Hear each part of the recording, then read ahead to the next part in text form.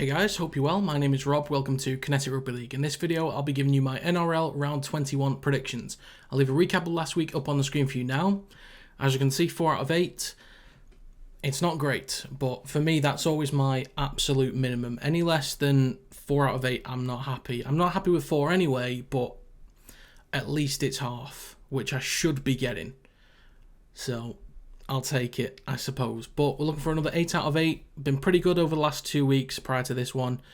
But yeah, we'll crack on with the first game and hopefully have a much better week. Starting off, we have the Warriors against the Tigers, starting with the team list of the Warriors. In the backs, they have Roger Tuivasa-Sheck, Dallin Watene-Zelezniak, Ali Leitawa, Moala Graham-Taufa, Edward Cossey, Chanel Harris-Tavita, Tamari Martin.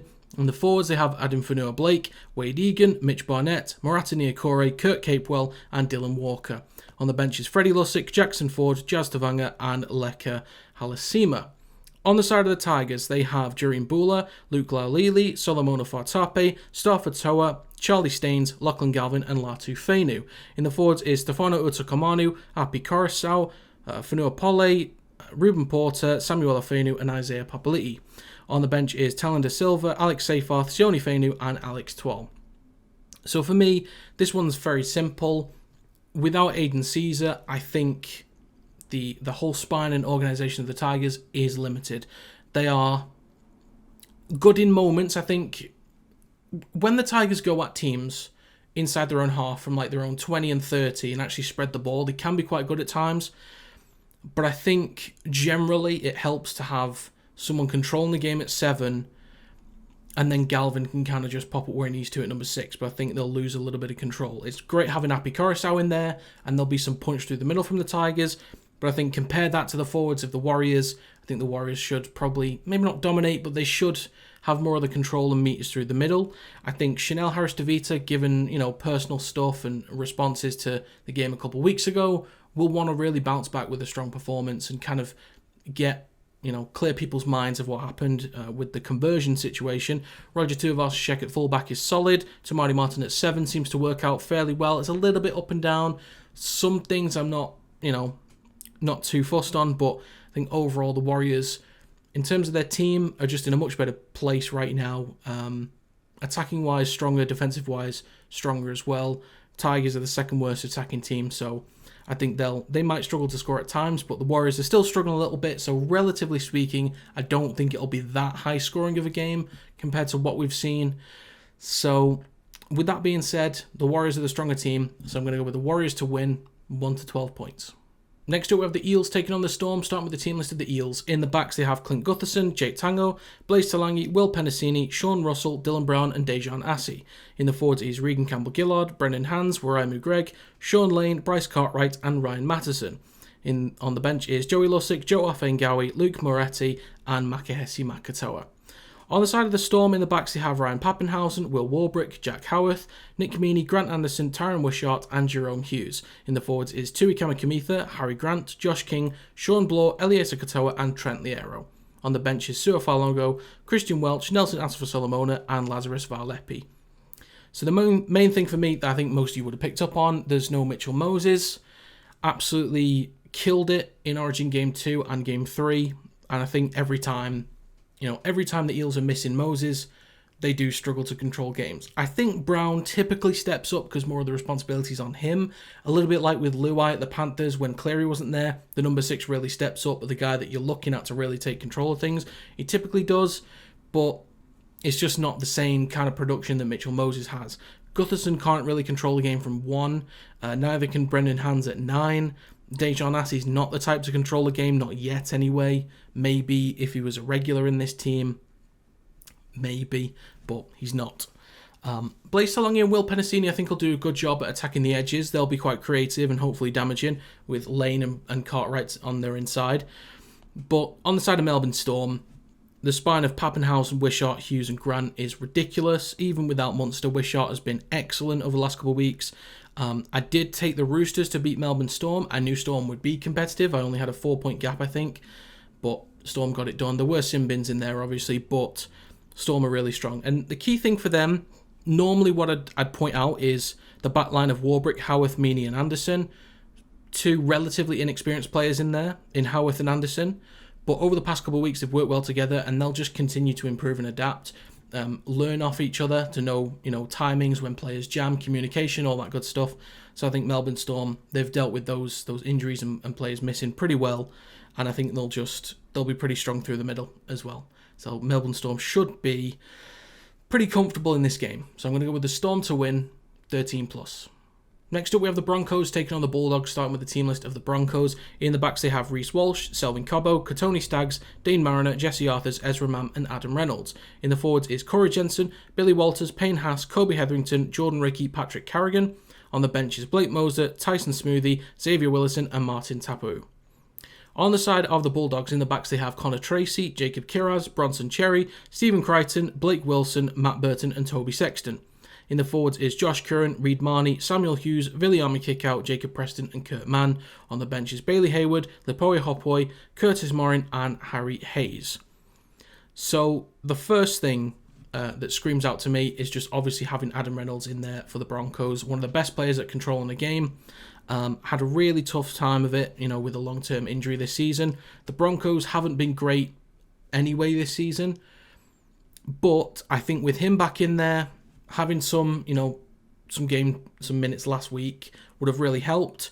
Also, another big thing for me personally when it comes to the Broncos is Staggs and Cobbo together on the right-hand side. There are some players on the wing that can actually just be more productive and can get more work done. For example, Zach Lomax at centre last year was pretty good. He had a decent season, and now at the wing is more productive. Selwyn Cobbo at left centre this season, he's a good player, but he's just not have the same level of production. So him on the right wing with Katoni Staggs just to his inside, an absolute wrecking ball. I think that's a great combination there. And then let Dean Mariner and Jesse Arthurs kind of work on what they want to do down the left-hand side. Having Payne Haas in there is huge. Basically, just having pretty much their full team available is massive. So the way that they'll spread the ball, control the game, should be a lot better than what they've been able to do. Now, with the Bulldogs, they are an incredible defensive team. Second best defense in the league still. I don't know if they'll be able to keep up with this Broncos team. We saw it against the Cowboys. They were strong, but when you're coming up against individuals that can create so many opportunities on the attacking side, as great as the Bulldogs are defensively, I think this is the point where the Broncos start to kick on. I think the Bulldogs will put in a hell of a display, and I wouldn't be surprised if they can get it done because they've got the team to do it. They've got the personnel to do it. I think they are a real solid team. But right now, I think the Broncos, this is the point where they need to turn it around. There's not many weeks left to go.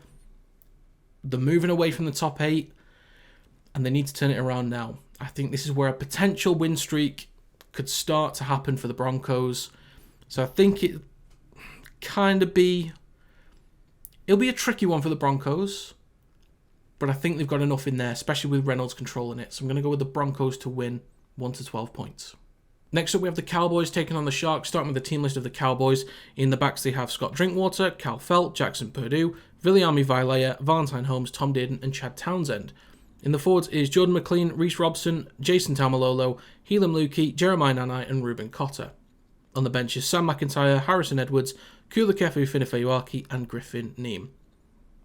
Moving on to the Sharks, in the backs they have Liam Eisen, Sione Katoa, Jesse Ramian, Cale Iro, Ronaldo Molotalo, Daniel Atkinson, and Braden Trindle. In the forwards is Royce Hunt, Blake Brayley, Oregon Kafusi, Britton Nakora, Teague Wilton, and Cameron McInnes. On the bench is Siasiva Talakai, Thomas Hazelton, Toby Rudolph, and Braden Hamlin-Ueli. So the first thing I noticed, obviously, there's no Kennedy at fullback for the Sharks. He's a huge miss for them. I think even in a game like this, it probably would help to have Nico Hines. Even at fullback, he played plenty of games at fullback for Melbourne Storm before he moved to the Sharks. So I think that actually would have really helped out the Sharks in this game. And the thing is with Eisen, given the lack of experience, first of all, Chad Townsend could put him under a lot of pressure with his kicking game, but when the Cowboys are in good field position, which they will be, looking at the forwards that they've got, McLean, Tamalolo, Lukey, Nanai, and Cotter, they'll punch holes through the middle, and then Reece Robson with his speed as well from the ruck. They'll get in good field position, and then if Eisen's out of position, or he's not really spotted something, Tom Dearden will pick up on his positioning, and he'll play a short ball through, a grubber kick, they'll get repeat sets. Tom Dearden will sense blood in the water and he'll just eat it up, because Tom Dearden's that kind of reactive player. He spots something, he's on it straight away. So I think Ison will struggle. I think he'll be one of those players that, does a good job, gets the work done, but you'll see the clear difference in quality. Atkinson and Trindle, their best opportunity, I reckon, is just if they get into good field position. I think Hunt, Kafusi can put them in good positions. Wilton down the left and Nikora down the right edge, I think, can create opportunities, linking up with Ramian. Ero, I don't think really has that, the line break in him as much as Jesse Ramian does. But if Atkinson and Trindle can get kicks to the corners, Katoa and Mulatalo, they can certainly win those. I know Holmes is experienced, so is Cal Felt, but I think they're good matchups in the corners that Atkinson and Trindle should really look to go for. But yeah, I think just based on the personnel, the Cowboys are in the best position here. And it was a pretty strong win. It wasn't huge score-wise, but it was a big win for them as a team to beat a strong defensive team like the Cowboys. Not the Cowboys, they are the Cowboys. The Bulldogs is what I mean. So I think the Cowboys will go back-to-back this week. So I'm going to go with the Cowboys to win 1-12 points. Next up, we have the Roosters taking on the Sea Eagles, starting with the team list of the Roosters. In the backs, they have James Tedesco, Daniel Tupou, Joseph Sawali, Satili Tupanua, Dominic Young, Luke Keary and Sam Walker. In the forwards is Spencer Leniu, Brandon Smith, Lindsay Collins, Angus Crichton, Victor Radley and Connor Watson. On the bench is Sandon Smith, Naufahu White, Nat Butcher and Terrell May. On the team list of the Sea Eagles, in the backs they have Tom Trbojevic, Jason Saab, Ben Trbojevic, Ruben Garrick, Tommy Talau, Luke Brooks and Dali Cherry-Evans. In the forwards is Taniela Paseka, Jake Simpkin, Josh Ollier, Corey Waddell, Carl Lawton and Jake Trbojevic. On the bench is Gordon Chan-Kon-Tong, Ethan Bullymore, Toa Sipley and Nathan Brown. For me, it's great having that spine in there for the Sea Eagles. A lot of control over the game, especially with Cherry-Evans in there. Jake Simpkins probably fit into that team now. Been there at least a month and a half, maybe. I can't quite remember when he joined, but with Tom Trbojevic now back, fully fit, had plenty of minutes in him since coming back. Luke Brooks can also let DCE take control of the kicking game. The Sea Eagles will be in a good position here. I don't know if there's enough in that team to take on such a strong Roosters team right now. I think they can compete and make it interesting. And I wouldn't be surprised if they could make something happen here. But I think as of right now, the Roosters are too strong of a team. The way that they've actually spread the ball around, attack the edges, just every part of their game feels pretty locked down, including being able to get control of momentum. I feel like there are some areas that the Sea Eagles they're a bit inconsistent with defense at times, and they can let momentum shift.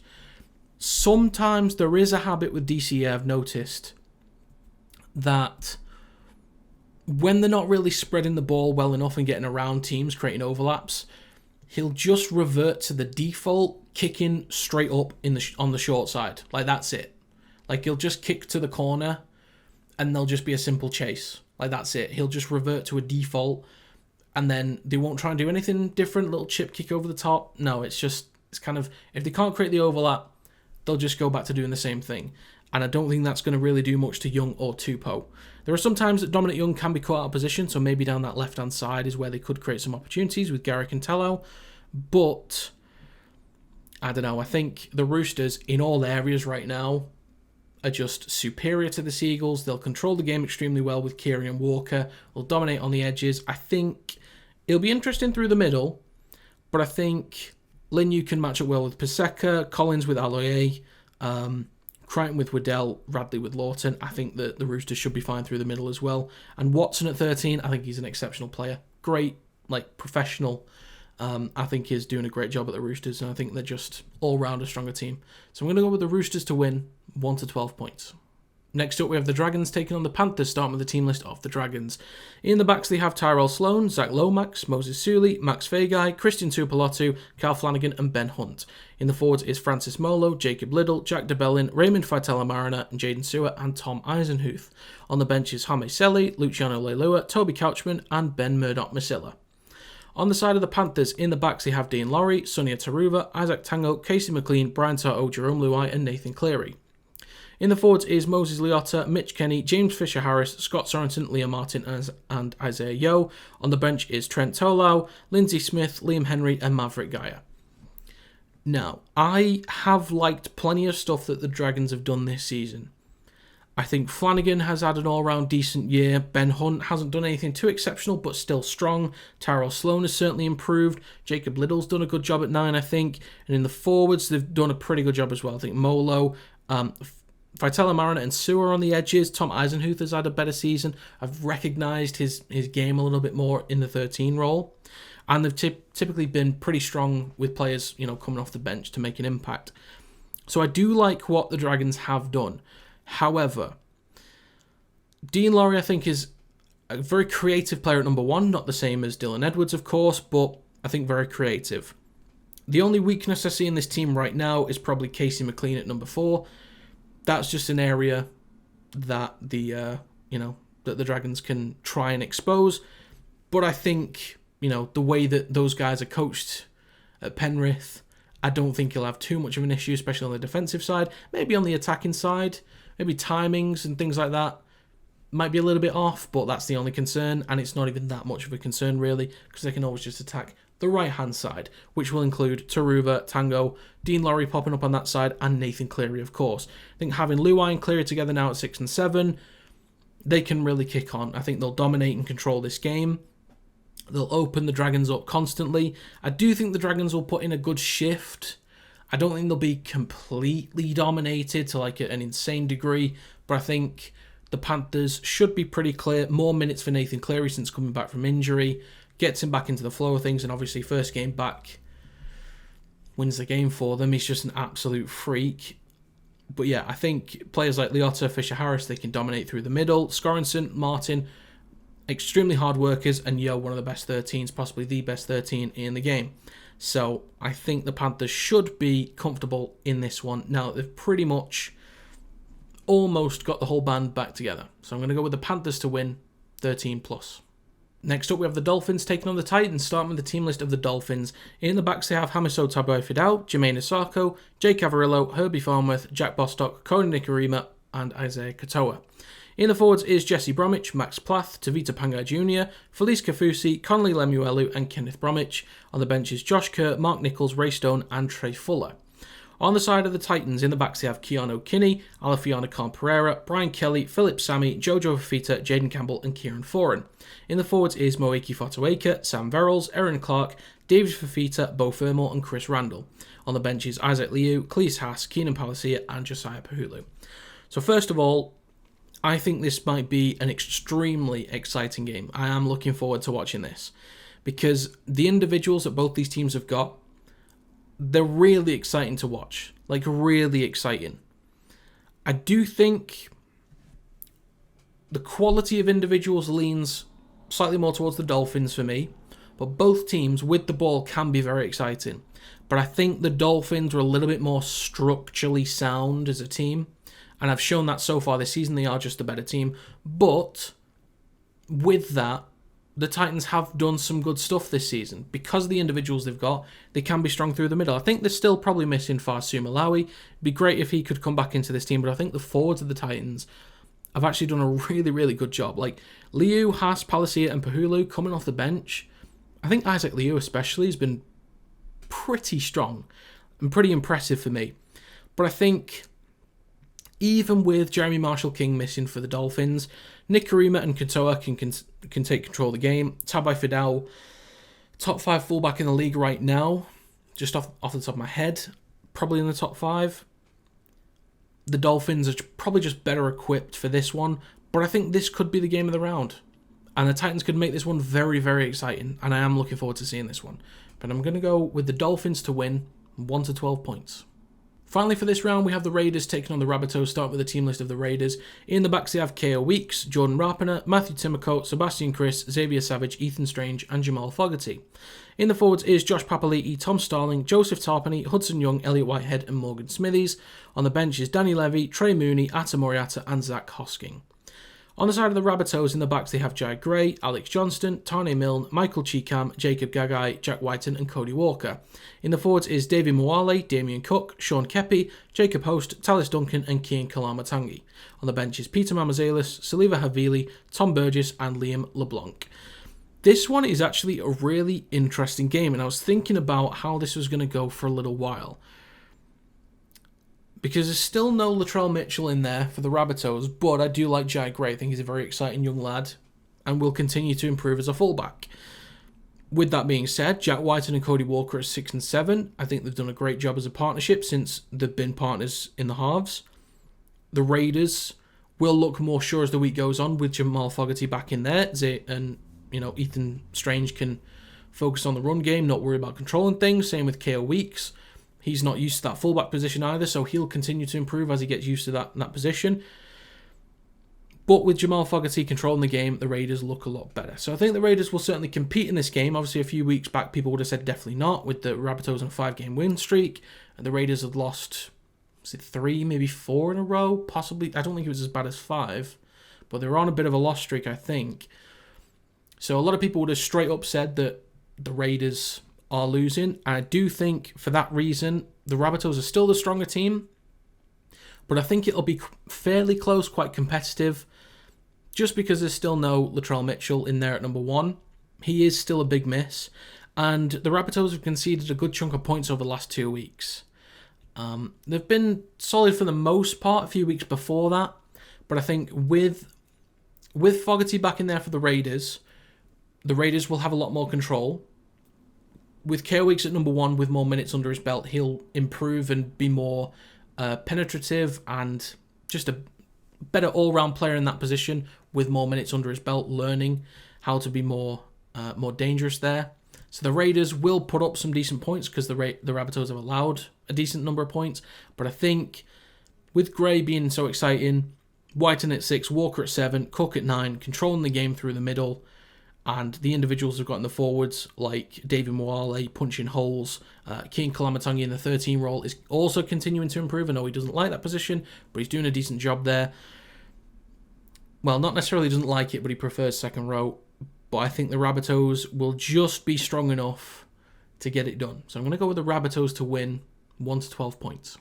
So to recap my predictions for this round, I'm going to take the Warriors 1 to 12 points, Storm 13 plus, Broncos, Cowboys, Roosters 1 to 12, Panthers 13 plus, and then the Dolphins and Rabbitohs to win by 1 to 12. In terms of winners' confidence, at about 70%.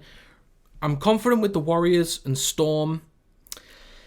Fairly confident with the Cowboys, Roosters, Panthers, and Dolphins. But then it gets to Broncos and Bulldogs. I'm a little bit on the fence about. And then Raiders and Rabbitohs, not too sure. I think there are certainly potential for upsets in here. Maybe the Seagulls can do something against the Roosters. Maybe the Titans can do something against the Dolphins. And with the Warriors still not being great, maybe something can happen there. But yeah, about 70% in terms of wins. For margin confidence, 75%. There's some that could go the other way. The Warriors could easily beat the Tigers by 13 plus because the Tigers have been so bad this year, and the Warriors could be on it this week. What else? Maybe the Broncos are just on a completely different level with Adam Reynolds back in there, the whole ensemble, so could push even further away from the Bulldogs, but I think it's fairly unlikely. The Roosters could really dominate against the Seagulls. They could do.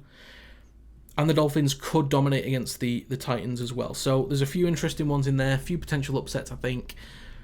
So we'll just have to wait and see, but that's my recap for round 21. So that's going to be it for my NRL round 21 predictions. If you've got your own, do let me know in the comments down below. Also, let me know how you got on last week. If you enjoyed this video, feel free to leave a like. It does help to get the video out there to more people. If you want to stay up to date with new Rugby League content, just subscribe to the channel and turn on notifications. But that is going to be it. Thanks very much for watching, and I will see you next time.